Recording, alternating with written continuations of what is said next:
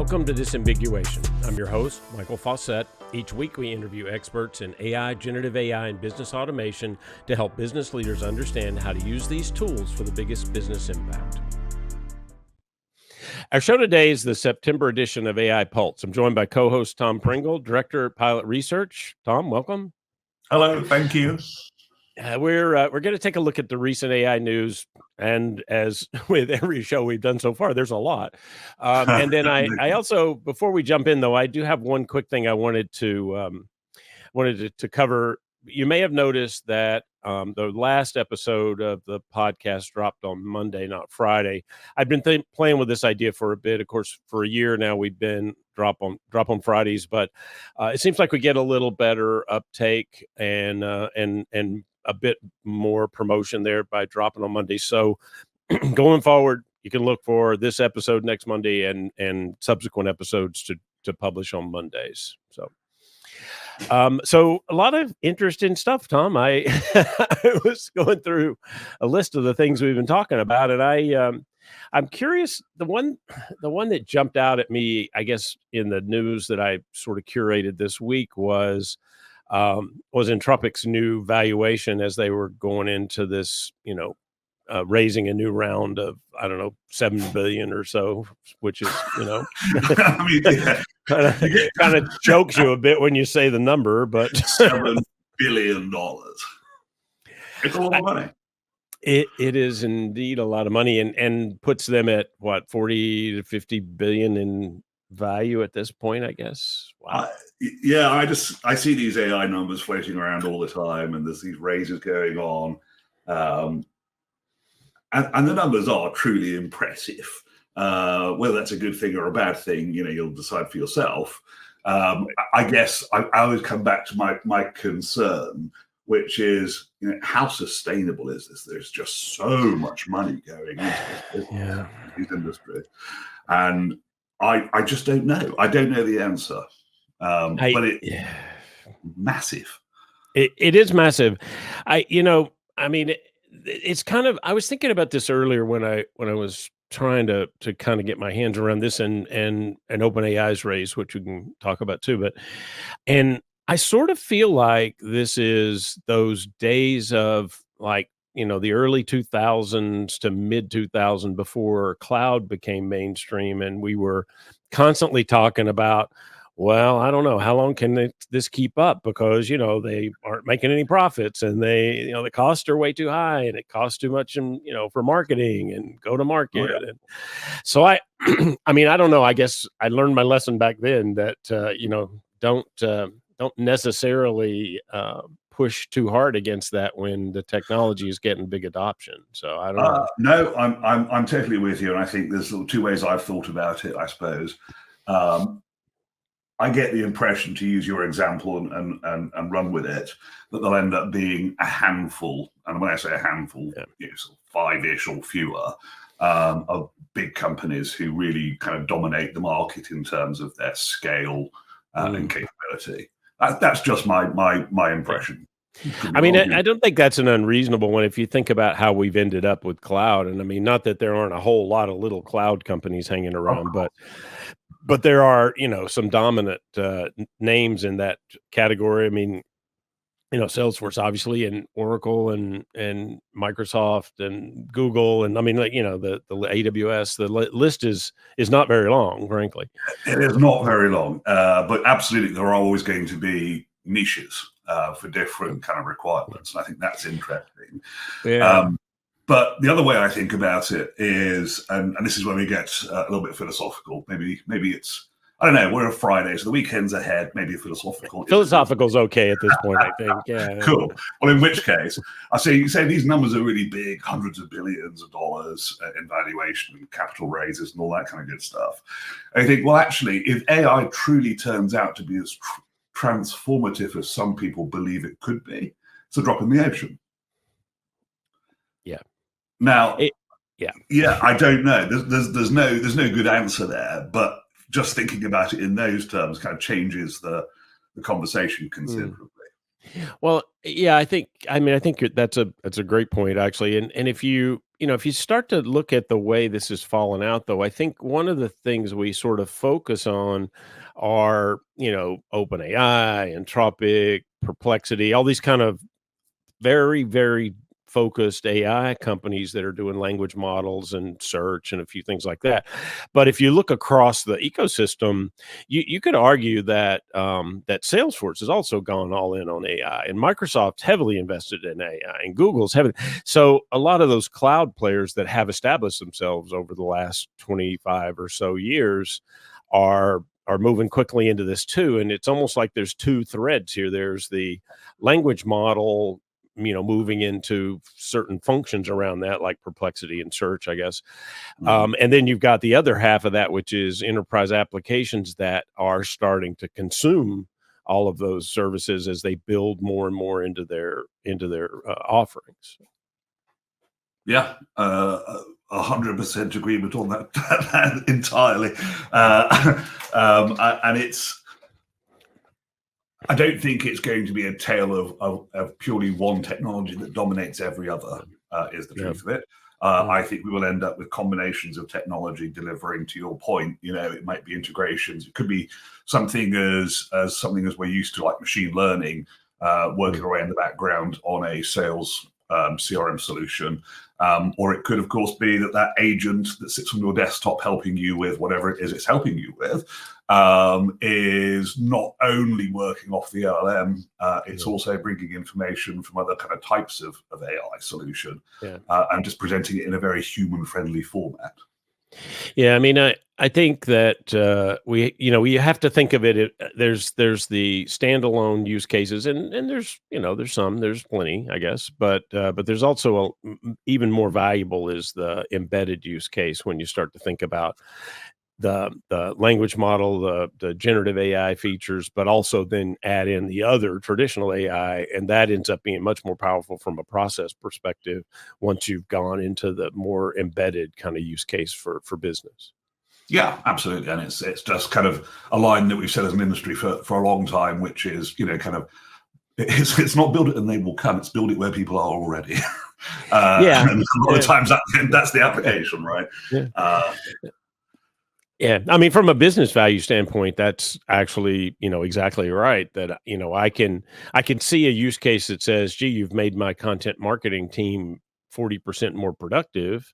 But I think the one that says, "I've reduced my monthly close time to 10 minutes," that'd be a much better use case from my perspective, from a value standpoint, anyway. Yeah. Yeah, exactly. And whether you can impact the deal cycle time, whether it's making sure that the right leads are prioritized and converted.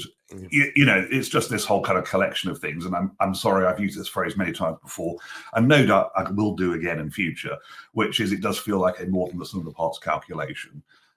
It's like we used to say, and still do say in the data world quite often, kind of data's interesting. Combinations of data gets really interesting.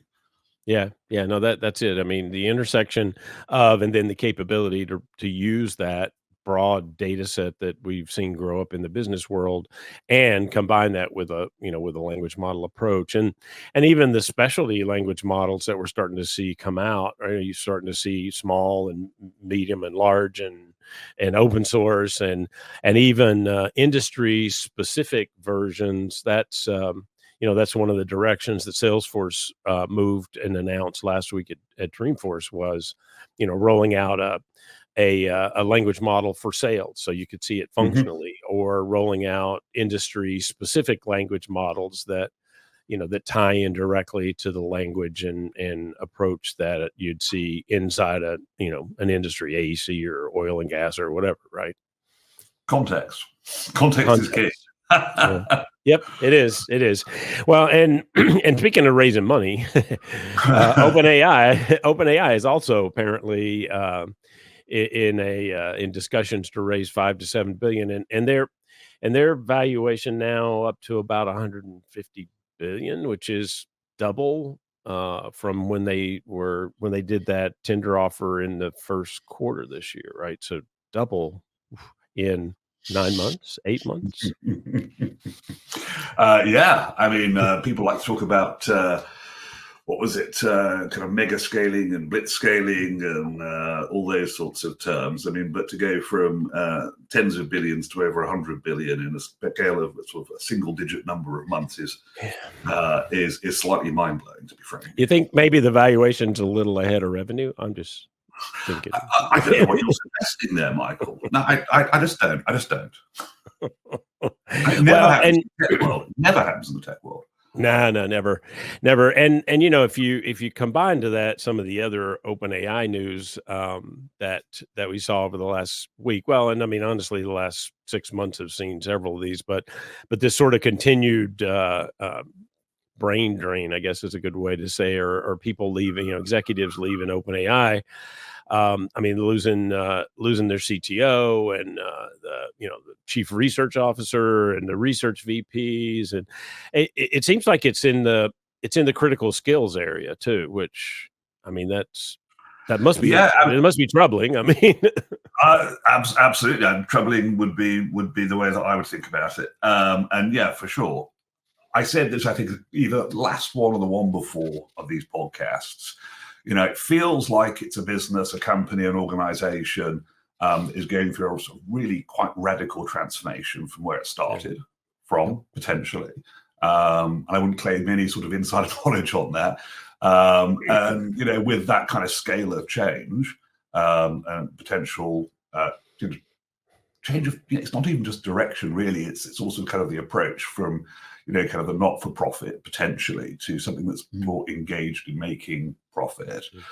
You've got to feel that doesn't necessarily always align with some people's aspirations. Yeah, well, and I mean, some of these people, obviously, I mean, there's all sorts of reasons why you leave a startup, although it is, at the point when the company's now worth 150 billion, you have to wonder about that from a personal financial perspective, but maybe it doesn't matter.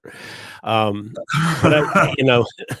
yeah, but I mean, a lot of the rumors that have swirled around have been that some of the folks that have left just weren't aligned with the for-profit vision that clearly they're moving towards at this point. And of course, our friend Elon Musk has pushed hard against that publicly, and OpenAI,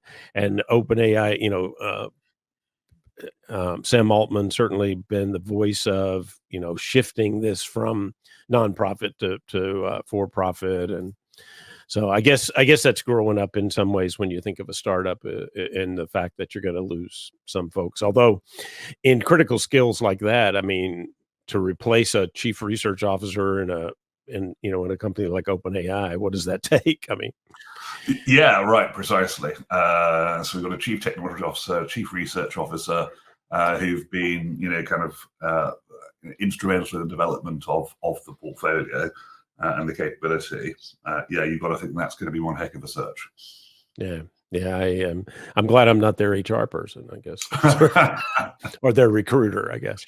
One other thing that I saw this week, and talking about the valuations and revenue and how expensive this is, and there's all sorts of these little rumors that are running around, like, if you do a search on ChatGPT, it uses 10 times the energy that a Google search does, although it certainly returns much different result. But that's, there's a big argument around power consumption and green energy, that sort of thing.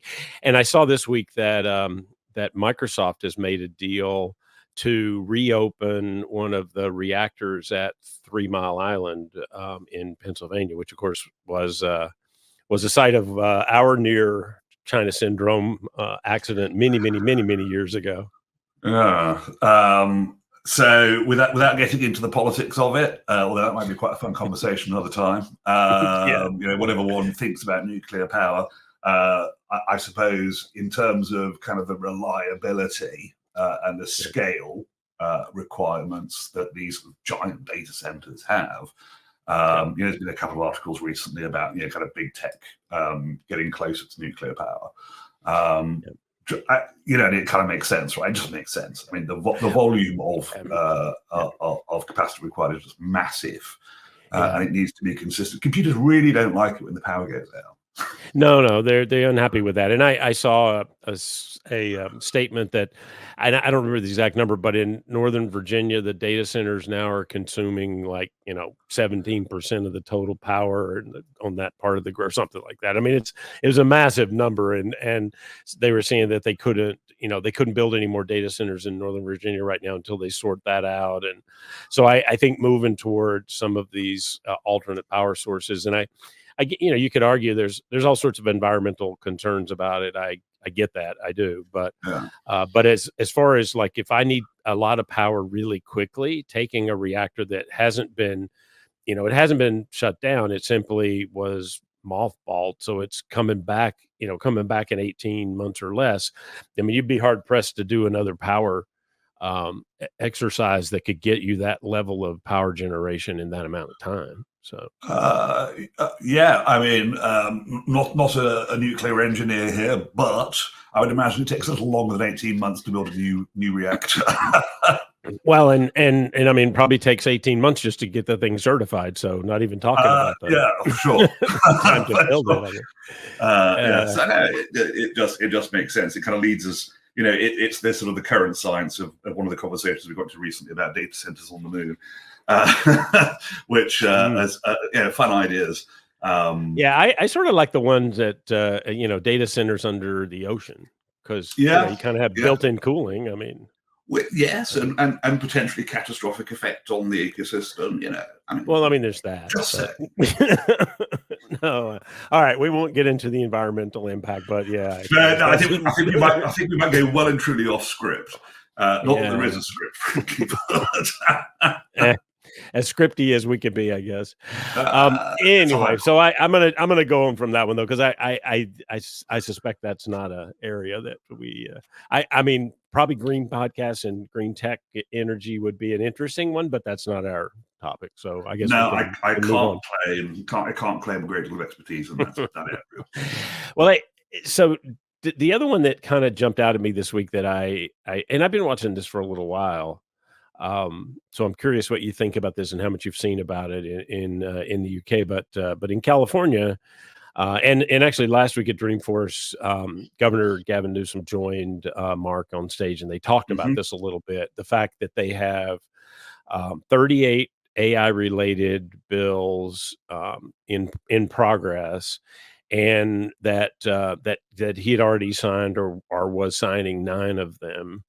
And then, of course, there's that one SB 1047 that's been the one that has created a great deal of controversy. How about that? The one that I would say the tech companies are not particularly excited about. But it is a lot. I mean, 38 bills, and don't get me wrong, I'm not an anti-regulate AI person, because I definitely think we need to jump ahead here. And frankly, the EU's much further ahead again in regulation than we are. But anyway, curious what you've seen about that and what you think. Yeah, I mean, I will now admit to both you and our audience that I have not reviewed each of those bills in detail. There's quite a lot of detail. I'm not sure he has either, to be honest. Well, there you go. No, but I agree. I mean, look, it's a serious question, isn't it? Kind of how do you regulate something like this? And I think it kind of asks a fairly standard question that's been around tech for as long as technology has existed, really, which is technology moves very quickly, and typically kind of legal regulatory frameworks don't, is at least my perception. And with stuff we're talking about valuations changing at kind of great pace, the technology itself moves on at great pace. So I'm really kind of curious to see how people try to encapsulate this in legislation, and particularly looking at some of those bills going through in California at the moment. Things like, for example, watermarking, saying this certain use cases are banned. Yeah. Now, I think for me that's a good thing, on the basis that but there's a harm here. There's a potential harm. Yeah. And we're not going to talk about the technology. We're going to try and regulate the technology in terms of you can use this kind of machine learning, but not this kind of machine learning. It's saying, don't do this with the technology. Yeah. That's kind of where I get to with it. I mean, there's a lot of fear. We're very close to an election in the U.S. and so there's been a lot of fear around deep fakes and then also just around using that technology to manipulate images, manipulate video, manipulate voice. I mean, I guess last time that there were in one of the primary states, there were like fake Biden robocalls that were done that created a certain amount of disruption, based on Biden calling and saying you don't need to go vote. I mean, I don't know if your president calls and tells you not to go vote. I'm not sure what you do, but yeah, that's kind of somewhat counterintuitive. The one thing though that strikes me, and I agree with you, the 9 bills that he signed in so far, they all made complete sense to me. Although some of them I'm not sure are technically possible yet, but nonetheless, I guess that drives the technology forward. But if you think about the number of bills and the approach, and the one thing that hit me about the EU approach, and I know we talked about this on a on a previous show, is the fact that they've prioritized what they're regulating, and only the highest risk areas are they really focusing on in great detail. So there's like a line that says things below that line are fine, and things above that line, not that you can't do them, but you have to do them in a transparent, explainable way. And there's a sandbox, and there's all these things that are there that seems to me that we've not quite gotten a handle on here yet. I mean, SB 1047 is fairly sweeping, but taking this kind of piecemeal approach and then not taking that approach to prioritize risk, I wonder about that. I mean, it seems like that's a more effective way to think about it. Yeah, and I think it's, as a topic, it comes up a lot in kind of, I would even go, I'll just say the popular imagination, right? So, we've spoken about this before. Everyone likes to talk about it, the idea of super intelligence and general artificial intelligence, human-like, kind of conversation, which very quickly gets into things like Terminator and The Matrix and things like that, which, I don't necessarily regard as being desirable outcomes, even if I think they're fairly unlikely. But my mother, I mean, the thing about about some of that, I mean, at least you'd get some long-term rest involved in the Matrix, anyhow. Just saying. I mean, that's certainly a perspective, yeah, for sure. Not one I could necessarily align with, but no, like I was just saying a moment ago, like my mum's so fond of saying, "Never say never," and I think kind of looking at the scale of harm. And the one that really bugs me and does genuinely make me worry is less about sort of AI deciding that it needs to look after humans or wipe us out or whatever. It's actually the impact on people and their work. I think, if you think, remember my background from college days, which is a while ago now, was economic history. And you think about the disruptions that have been created by kind of big innovation cycles like the Industrial Revolution. In many ways, we had a services revolution, and many of our economies now are what often described as advanced economies or services-based economies. And if you don't need as many people as you did before to do the same, what happens to those folks? And that does bother me, because I don't see a huge amount of that conversation happening. And I don't see a huge amount of planning for how to handle it, right? I think that for me is a genuine concern. I mean, if you think about it, and taking a historical perspective, I think is interesting. And I have, compared this a few times on the show, interviewing different people about the idea that this is pretty much like that move from agrarian culture to cottage industry to full industrial. And yes, in the macro view, everybody, the world was fine, right? I mean, we made it through that transition, but at the same time, you're correct. Some people did fall out the bottom of that, and I guess even a significant number. And even if you think about the move to the services economy and away from manufacturing that happened in the U.S. and in our so-called Rust Belt and people that were left behind that weren't retrained. So I mean, there is a certain amount of responsibility in this to at least offer the opportunity to be retrained or to find new ways to generate an income for those people that are displaced. And I see that I see that in an individual basis, but I haven't seen that from a government, a societal kind of process that says, okay, yes, this is happening, but, and kind of defines safety nets around that.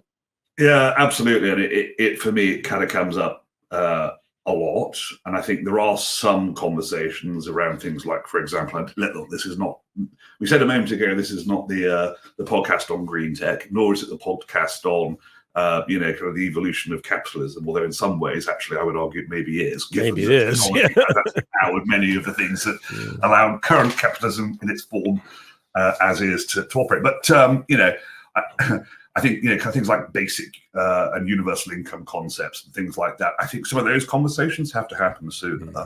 I also think, and it kind of does lead us to that big question about regulation, which is, kind of who controls this technology?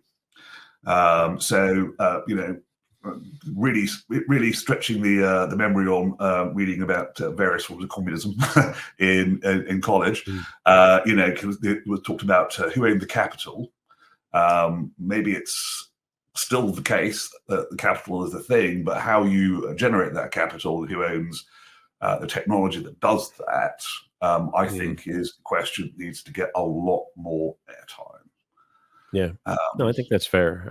I mean, it is something that we don't really have it. No, but that is not something that you're hearing in the narrative as much, at least. And I think, as we move into this more, and I did an episode, I don't know, 2 or 3 episodes back that it'd be worth checking out if audience, if you're interested in this and you hadn't heard it. It was about AI in the workplace, and I interviewed a psychologist who is also has an MBA, so she's really business focused, but she's done a lot of work. Just published a book on resilience, and she and I had a really good discussion. It was the first time I really dug into the workplace and kind of how that is impacting people and that sort of thing. So if you haven't listened to it, it might be worth a listen if it's something you're interested in. But not that we come up with any grand solutions, but it was an interesting discussion anyway. Starting the conversation is important. And I think, you said it a moment ago, even things that might not be technically possible currently, I think, that kind of regulation can help spur the development of the means to do it.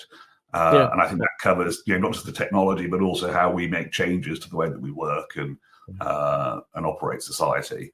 I just think that is,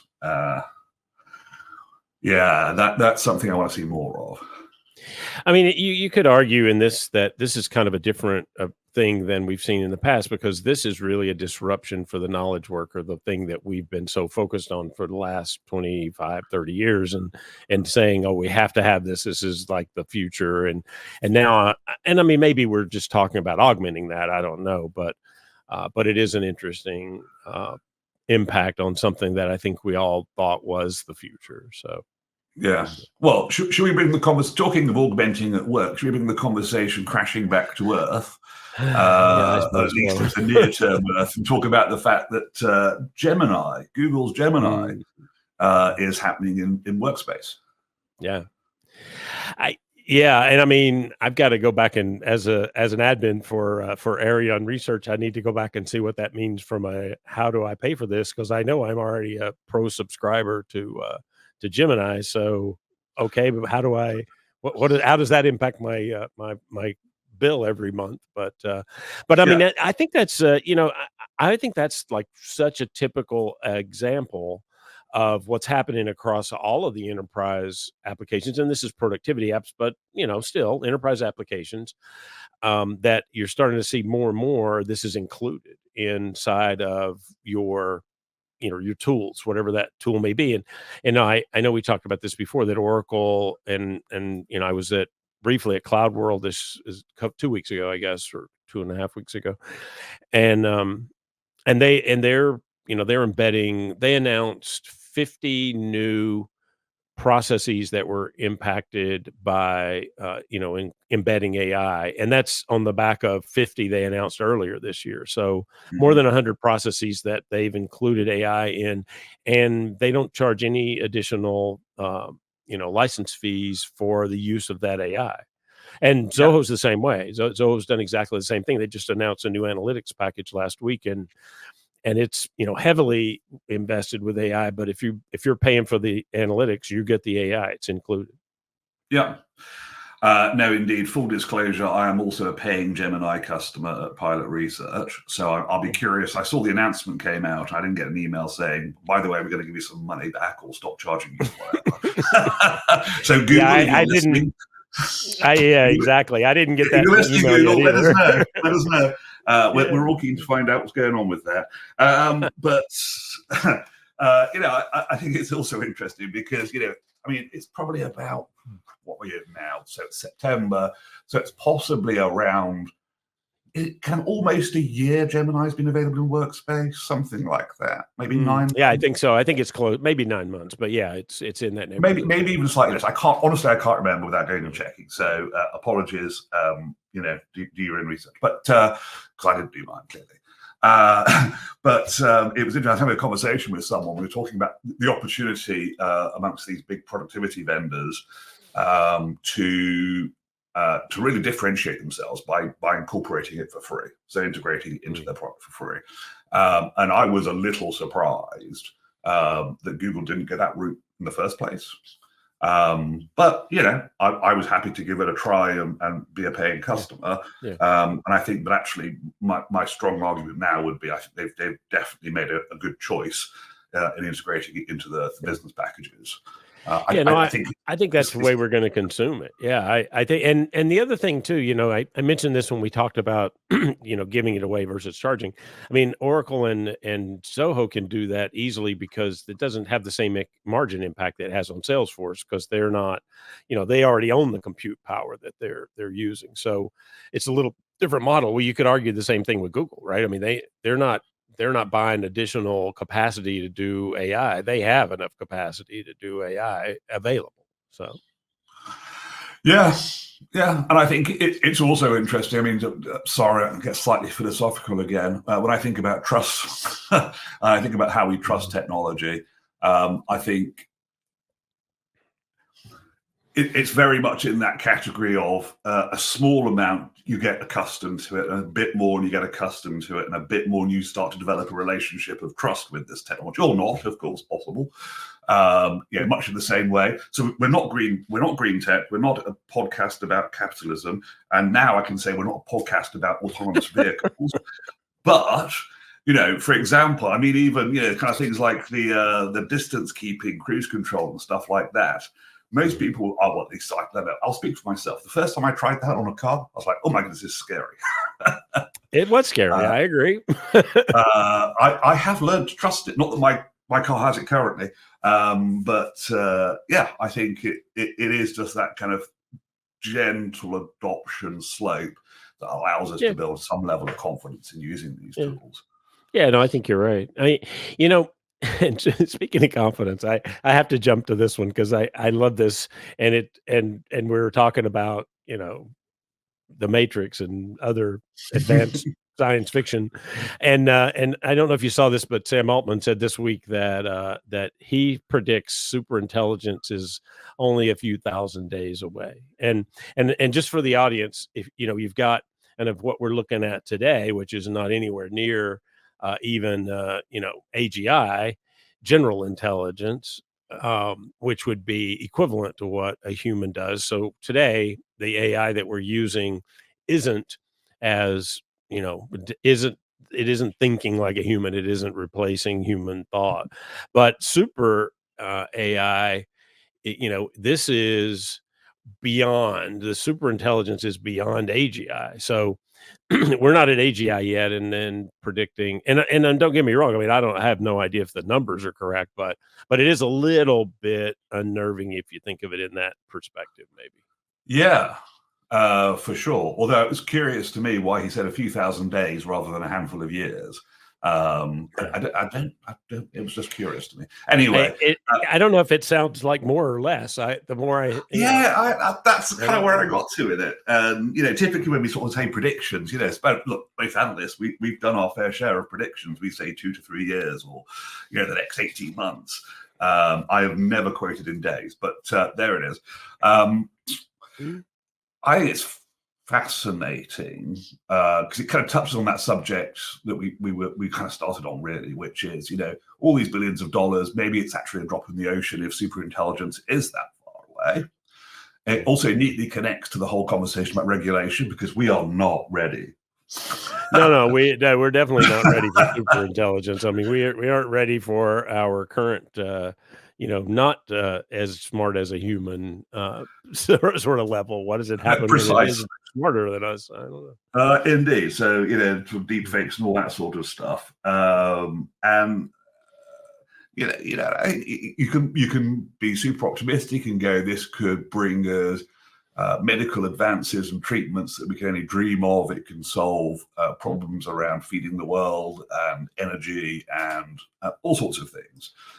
So it just kind of falls into the category again. It's that technology can be used for good things and it can be used for not so good things. It can. I can't help but be reminded of something that happened a few years ago, and you may remember this too. But Google made this announcement. They had created this new AI coding assistant, and it was doing such a great job. They started to investigate a little bit more, and what they realized was they had built something that they had no idea what it was doing.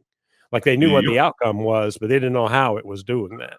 And so, of course, they shut that down because they were like, this is troubling. I mean, so I don't know. That makes me a little bit uncomfortable. And I mean, me, I'm not afraid of the technology. I love where we're going, and I think this is really interesting stuff. But at the same time, it is, if you build something you can't explain. So I have to wonder, super intelligence is smarter than us.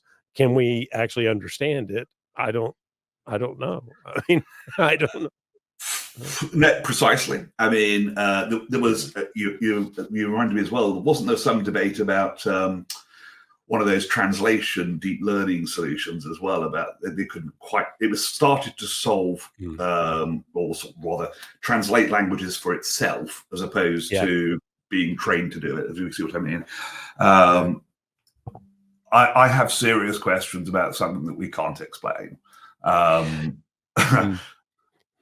At least it didn't make up a new language and start talking to itself, and we had no idea what it was saying. I mean, we do that all the time. I mean, come on. I was watching Star Trek: The Motion Picture the other day, and getting some Klingon and all that kind of good stuff. Oh yeah. So, God, that movie has sort of quite aged, not really brilliantly well, but not bad. But that's for another podcast. Again. Yeah, true, but we can't help if we're both a little bit sci-fi nerdy. So that's fair. It's fair. It's okay. I mean, it's my current go-to. So in the gym when I'm on the step machine, I've watched the whole Star Trek series all the way through. That's probably much more relaxing than me being obsessed with the U.S. elections and listening to political podcasts all day long, which don't leave me happy at the end of the day, I have to tell you. No, fair. Gym time for me, it's quiet time, it's reflective time, and it's a good time to watch TV. I like watching TV. It's a good argument there. I'm not opposed to it. Switch the brain off, engage the body.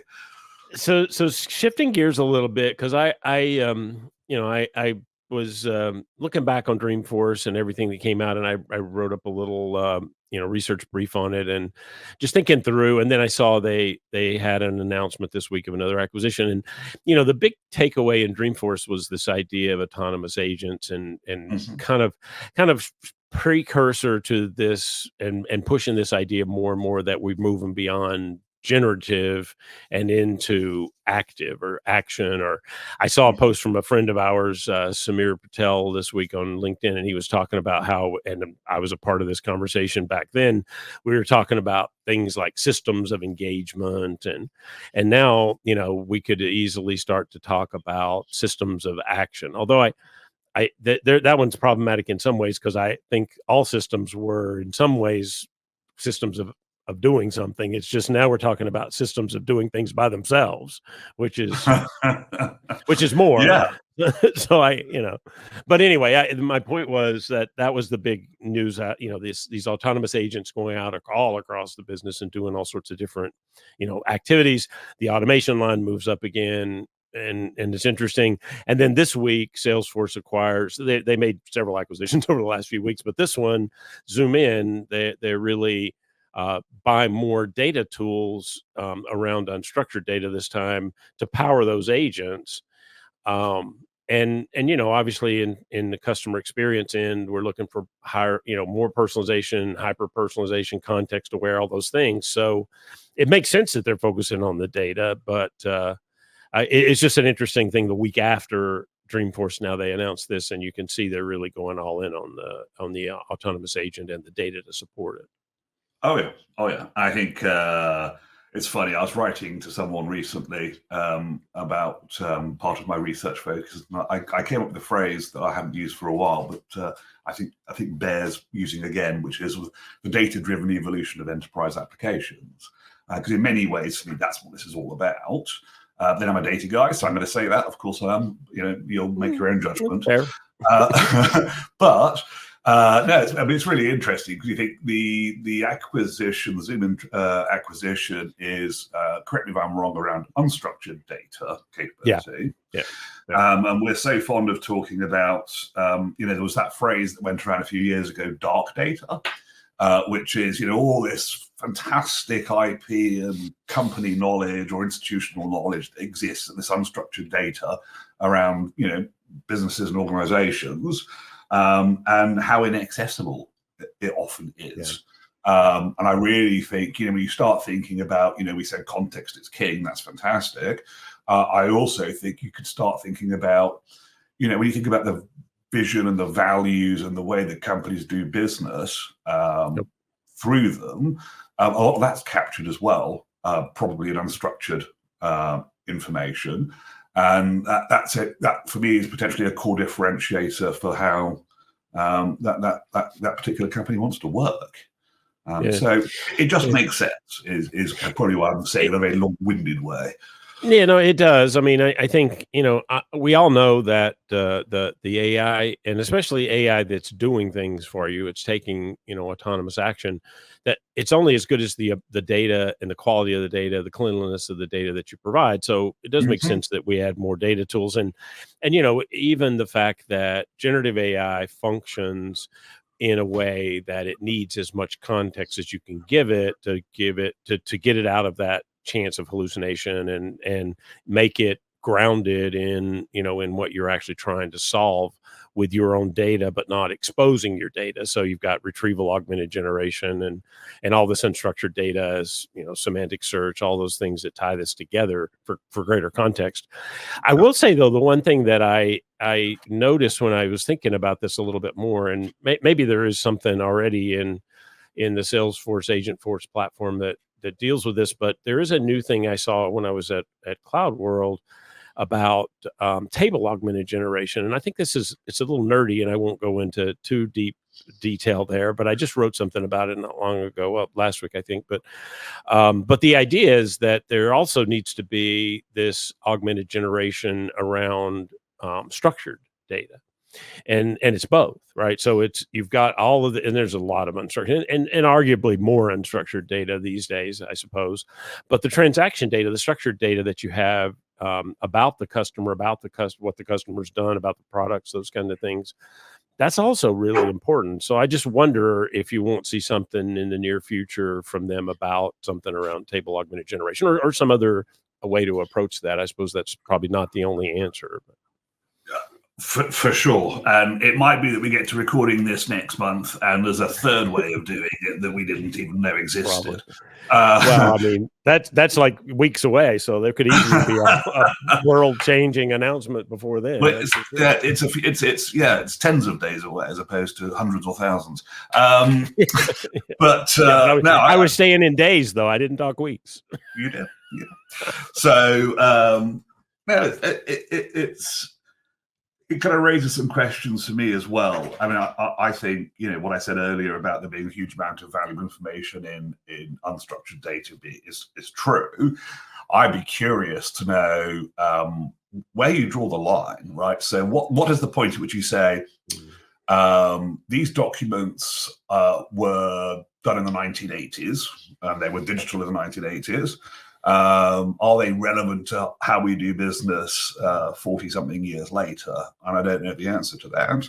And equally, attitudes change. And I'm curious how you handle that. And I think, if memory serves, with Salesforce, one of the ways that they handle things like that is they have a layer in the trust layer in their platform. And it has things like, for example, it can detect toxicity, which is, I think, super important, because just because there's lots and lots of data, to your point, doesn't always mean it's particularly good all the time. No, I mean, let's be honest, CRM data has been suspect for years, right? The Salesforce automation data, I should say, to be specific, has always been a bit suspect. I don't know what you're talking about. I thought that every salesperson who uses that kind of system has a commitment personally to filling it out to the most accurate and highest degrees of integrity. I will just answer that by saying that, thank goodness, they just launched a bunch of autonomous AI agents. Fair. Oh dear. No, but I mean, I just, the march continues, and I think, you can't go all in on either just structured or just unstructured. Data comes in lots of different formats. It's created at different speeds. It's, kind of, for me, it's really old saying, and I stand by it.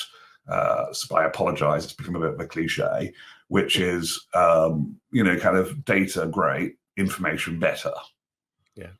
And that's for me it's as true today as it's ever been. Yeah. Well, I think that's statement ties directly into this idea of providing context to the language model so that you do get information out, not data, and not incorrect data, of course. We're getting close to the end of the time for the episode today, but there is one more thing I really wanted to bring this out. I read this article about a survey that the U.S. Chamber of Commerce did, and I was really it's exciting, I think, because of what it shows. And I can give you the numbers. It said 98% of small firms use at least one technology platform enabled by AI, and 40% are using generative AI tools, which is double or nearly double last year's 23%. So in a year, we've doubled the use of generative AI, and almost all small businesses are using some form of AI across their business. That's actually pretty impressive, I think. Well, it rings true for me anyway. I'm currently a one-person business, and I use AI as part of my work. I think many others do. I mean, look, you can make the sort of the silly comment. It's not a silly comment. That's not fair. It's a slightly flippant comment, which is going back to what we're saying about embedding capabilities into technology platforms. I think a lot of people might have it and not actually necessarily be aware that they've got it or that they're using it in a particular fashion. Right. Potentially. But I do think, there's always this potential to have an outsized impact, right? So if you're a one-person business, can you do more, be more productive, create more, and worry less about some of the admin-y stuff? And if you can, as a result of using an AI solution, that's got to be a good thing, because it just makes sense. Yeah, I mean, I agree. I'm a small business too, and I people ask how many employees you have, and I start counting AI agents and language models. And, I mean, because honestly, it has definitely increased my productivity greatly over the last, couple of years using these tools and building them into different parts of workflow, things that I've, done from a research perspective for a long time. So I get it. And I think it does show, there's some negativity around, oh, this big project failed, this big project failed. Well, if you're using it inside your business for the right reasons to drive specific outcomes, you don't hear the same thing. And so I think, we've got to change the conversation a little bit and start to think of it in the context of the business overall, not just as, oh, this generative AI tool does more content or does whatever, right? So that, to me, it's a conversation problem too, but it definitely shows that businesses are getting value out of the tools. Yeah. They have to, right? I say I think it's absolutely right, and what you said a moment ago is for me always the kind of the key point, which is are you solving a business problem? Yeah. Or creating the business opportunity, I suppose, is the other way to think about it as well. I mean, to me, that's, it's opportunity or productivity or, process, whatever. But it definitely is the outcome of value to the business. And does it, is it more valuable to the business than what it costs you to do this thing, whatever the technology is, right? So, yeah. Well, Tom, as much as I'd like to keep going, I guess we probably have to let the audience have a little bit of a break since we've gone a little longer than usual. But there was a lot of stuff. Let's be honest. We actually bumped this a week out because of Dreamforce, so we were a little bit longer. It had an extra week of content, and so I guess it lasted a little longer. But that's all the time we have. Well, it was fun as always, and yeah, absolutely, we could definitely speak for longer. Yeah, no question. Well, so thank you again for joining us, and Tom, thanks for doing the show again. Love it. It's always lots of fun to bounce ideas back and forth. And I'm Michael Fauscette, and I'm Tom Pringle.